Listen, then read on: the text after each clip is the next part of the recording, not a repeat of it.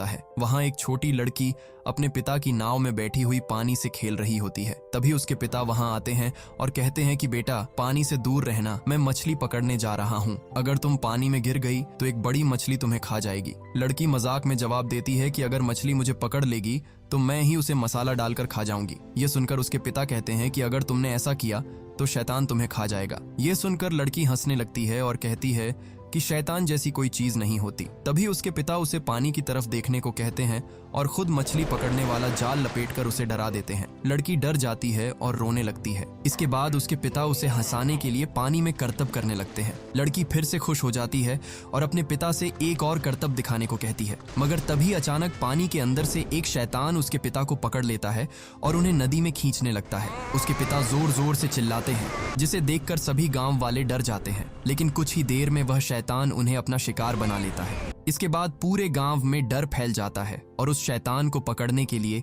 एक मोंक को बुलाया जाता है। मोंक अपनी शक्तियों का इस्तेमाल करते हुए पानी में एक बम फेंकता है, जिससे जोरदार धमाका होता है और एक बड़ी मंटा मछली मरकर पानी के ऊपर आ जाती है। इसके बाद मोंक गांव वालों को यकीन दिलाता है कि उसने शैतान को मार दिया है। सभी लोग उस मोंक को पैसे और तोहफे देने लगते हैं। तभी वहां तांग नाम का एक लड़का आता है।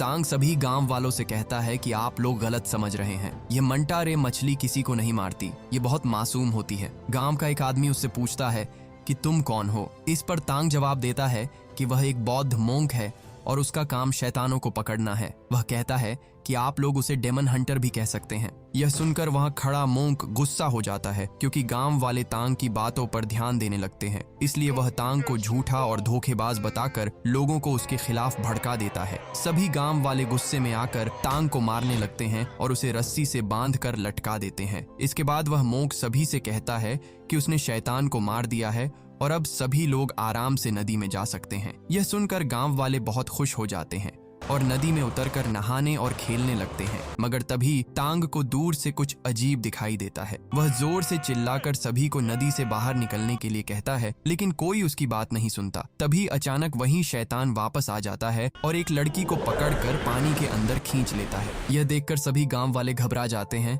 और जल्दी जल्दी नदी से बाहर निकलने लगते हैं। एक आदमी उस मोंक से कहता है कि तुमने हमसे झूठ बोला, लेकिन वह उन्हें शांत रहने के लिए कहता है। तभी शैतान अपनी लंबी जीभ से एक और आदमी को पकड़ लेता है और उसे भी मार देता है। अब गांव में पूरी तरह से अफरा तफरी मच जाती है। सभी लोग डर कर भागने लगते हैं। तभी एक औरत अपनी बेटी को ढूंढने लगती है, लेकिन बाकी लोग उसे खींचकर सुरक्षित जगह ले जाने लगते हैं। गांव का सरपंच उस मोंक को पकड़कर उससे अपने पैसे वापस मांगता है और कहता है कि तुमने कहा था कि शैतान मर चुका है, लेकिन मोंक फिर से झूठ बोलता है और कहता है कि अब एक नया शैतान आ गया है। मगर तभी वह शैतान सरपंच को भी अपना शिकार बना लेता है। ये देखकर वह मोंक खुद भी डर जाता है और वहां से भाग जाता है। तभी तांग सभी लोगों से कहता है कि भागो मत, जहां हो वहीं रुक जाओ और नीचे लेट जाओ, ताकि शैतान को लगे कि सब मर चुके हैं। कुछ देर बाद वहां सन्नाटा छा जाता है और शैतान पानी में घूमता रहता है। मगर तभी जेन नाम की एक औरत अपनी बेटी को आवाज देती है, जिससे वह बच्ची भागने लगती है। यह देखकर शैतान उस पर हमला करता है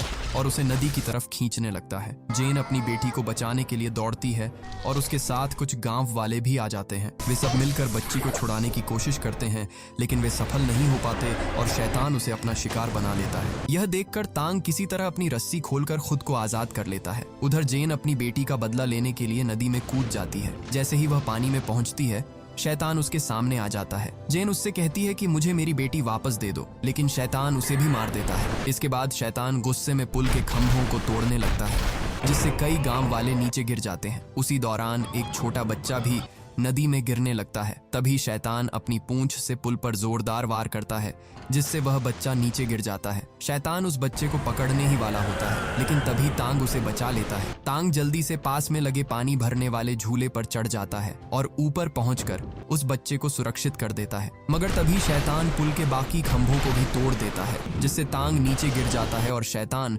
उस पर हमला करने लगता है। तांग किसी तरह वहां से बचकर निकल जाता है और शैतान लकड़ी के एक बड़े ब्लॉक पर गिर जाता है। शैतान वापस नदी में जाने की कोशिश करता है, लेकिन वह फंस जाता है और बाहर नहीं जा पाता। तभी तांग मोंक से कहता है कि उसे इस शैतान को पकड़ने के लिए उसकी मदद चाहिए। इसके बाद दोनों मिलकर उस लकड़ी के ब्लॉक पर कूदते हैं ताकि वे शैतान को उछालकर किनारे तक ला सकें, लेकिन शैतान का वजन बहुत ज्यादा होता है, इसलिए वे ऐसा नहीं कर पाते और दूर जाकर गिर जाते हैं। यह देखकर गांव वाले भी वैसा ही करने लगते हैं, लेकिन वे भी शैतान को संभाल नहीं पाते और नाकाम हो जाते हैं। तभी वहाँ एक मोटी औरत बाहर आती है, जिसके आते ही जमीन हिलने लगती है। जैसे ही वह उस लकड़ी के ब्लॉक पर कूदती है, शैतान जोर से नीचे गिर जाता है और उसके नीचे मोक भी दब जाता है। इसके बाद वह शैतान अपने इंसानी रूप में आ जाता है। ये देखकर गांव वाले उस पर हमला करने की बात करते हैं, लेकिन तांग सभी को रोक देता है और कहता है कि उसे इस शैतान को पकड़ने का मौका दिया जाए, क्योंकि वह इसमें माहिर है।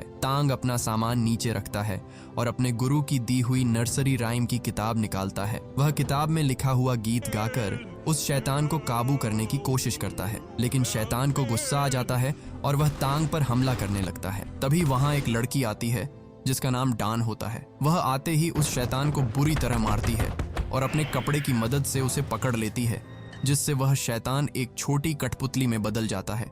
इसके बाद डान तांग के पास आती है और उससे पूछती है कि क्या वह भी शैतानों का शिकार करता है। तांग जवाब देता है कि हाँ, वह भी एक डेमन हंटर है। वह अपनी किताब दिखाते हुए कहता है कि उसके मास्टर का मानना है कि उसमें एक खास हुनर है। यह सुनकर डान उसका मजाक उड़ाती है और अपने कड़े की ताकत दिखाती है। गांव वाले डान का शुक्रिया अदा करते हैं, लेकिन तांग उदास हो जाता है क्योंकि वह किसी को बचा नहीं पाया था। इसके बाद तांग अपने मास्टर के पास जाता है और कहता है कि वह फिर से नाकाम हो गया। तब उसके मास्टर उसे बताते हैं कि आज जिस शैतान से उसका सामना हुआ, एक समय वह शैतान बहुत ही नेक दिल इंसान था। एक दिन वह नदी के किनारे एक बच्चे की जान बचा रहा था, लेकिन गांव वालों को गलत फहमी हो गई और उन्हें लगा कि वह उस बच्चे को किडनैप करने आया है। इसलिए उन्होंने मिलकर उसे मार दिया और उसकी लाश नदी में फेंक दी। इसी वजह से उसके मन में गांव वालों के लिए बहुत गुस्सा भर गया।